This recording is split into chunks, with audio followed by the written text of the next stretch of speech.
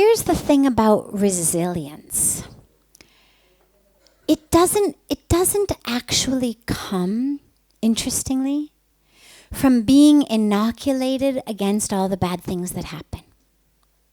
What we know about resilience is it actually comes from faith. It comes from knowing that I have within me strength, abilities, tools, courage. It comes from knowing that the universe is supporting me. And so in a way, our idea of inoculating children against the bad stuff that's going on is not actually what builds resilience. What builds resilience is for children to know how taken care of they are. For children to know how enough they are, how right they are, that they have tools. This is actually what creates resilience. So what I would say is, don't worry about letting them know about how bad the things in the world are. They're going to find out sooner or later. This is a time when their entire framework is being formed. And what you want is a framework that's created on things are okay. Yeah, sometimes it rains. I had a baseball birthday party planned and it rained, but that's okay. We went bowling instead. And just in little ways, they begin understanding not everything works out the way I wanted it to, but everything works out in the end. And it's okay, even if it's not what I wanted it to be. And then slowly they get, beat up on a playground somewhere, God forbid, whatever it is that happens. And they come home and they're taught it's okay. Maybe you want to take martial arts. Maybe we want to switch your school. Maybe I can talk to the parent.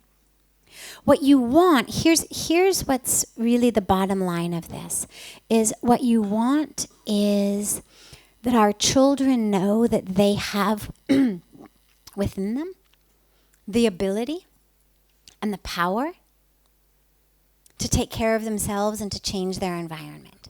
That what they do matters. That when they come home from school and say, Mom, I got beat up on the playground, doesn't mean you're going to storm over to the other kid's house and, beat him up or beat up his mom. No matter how much you may want to. But it means that something is going to shift. It may be that he gets enrolled in karate. It may be that you talk on the phone to the principal or the other child's mother or whatever the situation may be. But that they know their actions make a difference. The opposite of resilience is what we call learned helplessness, which is the no matter what I do, it doesn't make a difference. And what we know about learned helplessness is it becomes pervasive. So if in one situation what I do doesn't make a difference, I extrapolate that into the world. And I move through the world thinking, I can't make a difference. It's very difficult for them to understand just in this circumstance I can't. And this is why it's so important when kids do come to know about what's going on in the world, that even though, all right, they may not be able to rub their nose and fix it, but they can make a difference. So whether it's things like raising money to build a well in Africa, build a toilet in India, sponsor some kids going to school, little things, a bake sale here, the idea that what I do actually can make a difference. These kids didn't have water. I did bake sales. Look what I've done. Is far more powerful for their lives than the quote-unquote truer but very damaging idea that, one well doesn't really fix the world, and yeah, these terrorists are still killing people, and yeah, that's learned helplessness.